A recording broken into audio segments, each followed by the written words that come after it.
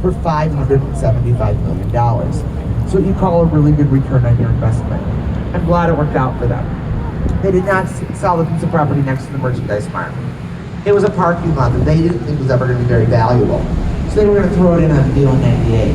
Their facilities manager investigation hold on to it. And as you can see, they developed it. It's a development called Wolf Point. Now this is an important area in Chicago's history. One of our first homesteads was here. Early 1800s, 66 people lived at Wolf Point. They had a general store, a church, a post office, and 3 taverns, which is about on point for Chicago's tavern to population ratio. It was in one of those taverns where Chicago got its name. Trying to figure out what to call this area, they decided to call it their version of what Native Americans called it. Native Americans called this area Chicago, which means stinky onion. So we're headed onto the south branch of the Chicago River. This building with the arch, it's called River Point. It was completed in 2017. The architects are Picard and Chilton.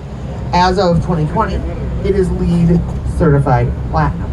One thing to keep in mind as we're on the south branch, all the buildings on the right side of the boat, they're built over active train tracks. And building over active train tracks, well, it introduces some interesting structural engineering conundrums. Best illustrated by the building 150 North Riverside. You might be looking at it, wondering if the architects ever even built a Lego tower. It was completed in 2017. The architects are Getchin Partners. And on one side of the plot of land, you got the river. On the other side of the plot of land, you got train tracks. So the most the base of the building can ever be is 40 feet wide. You can't build a very tall building on a tiny little base.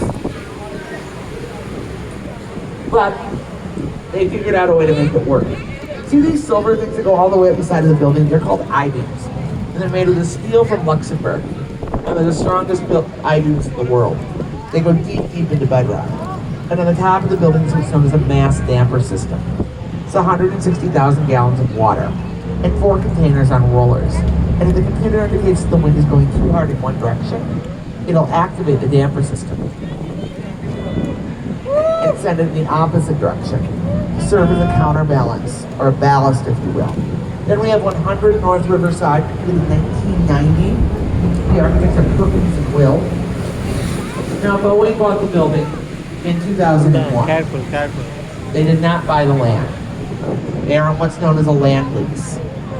What that means is that every year they pay money to rent the land upon which the building they own is built, which is ridiculous.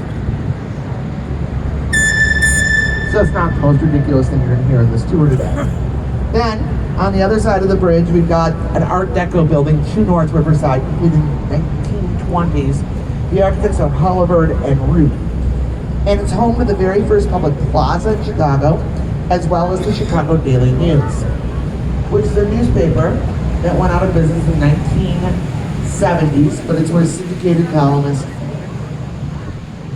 and my favorite Chicago journalist, Mike Royce, started his career. Now this whole neighborhood is called the West Loop, and it is one of the hottest neighborhoods in Chicago. You'll find some of the best restaurants in the world in the West Loop. But 60, 70 years ago, it was Skid Row. All your